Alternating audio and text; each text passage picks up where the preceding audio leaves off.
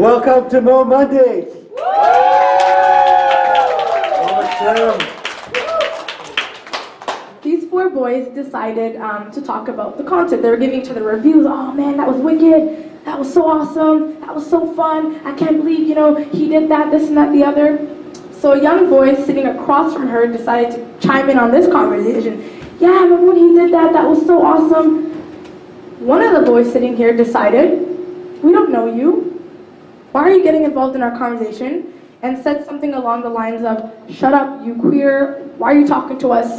Nobody likes you. Nobody knows you. You need to stop. Again, it was a really packed bus because they were coming from a concert. So my friend turns around, gives him the death stare, kind of like what I did to the other guys, I guess. And she turns around and she's like, what is wrong with you? And just really stood up for the kid and was like, this is absolutely ridiculous. He's just chiming in on the conversation. You really need to calm down. And she goes, this really shows how shallow of a person you are. So of course, what did the guys do? They started attacking her. Oh, you ugly girl, you this, you that. And they just kept going and going and going. As I grew up, I found when I left this home at age 16, I was mentally ill. Can you imagine what that was like for me after escaping this, I was in survival mode all those years, and then when I was on my own, I was no longer okay. I didn't know how to live in a normal world. I didn't know how to be normal because I was so busy surviving that I suddenly have this freedom and I didn't know how to deal with it. So I was suffering from PTSD, and I didn't know what PTSD was. The first thing she asked me was, have you been drinking? And of course I said no. And that was about it for the conversation. At that point I quit drinking because I knew something had changed in her. She came home 2 days later and she walked by me like I wasn't even there. So I stood there and I knew that I was in deep doo-doo. It wasn't a fight anymore.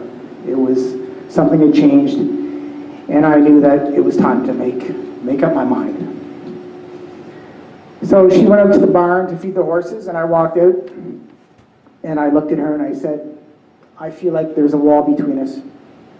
And she looked at me and she said, I just went through the most gut-wrenching episode of my life, watching people from all walks of life trying to turn themselves around and get well. And she says, I phoned home and she said, you're messed up.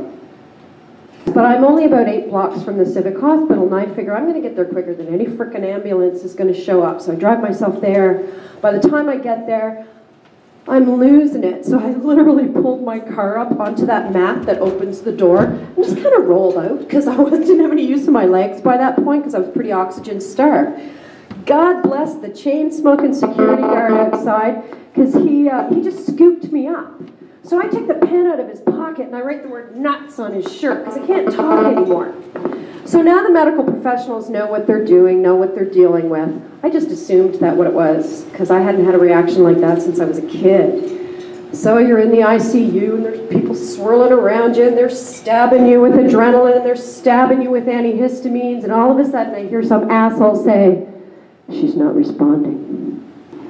I got woken up by 6 police officers and 4 ambulance attendants taking my dad out of my house. Going, who are they?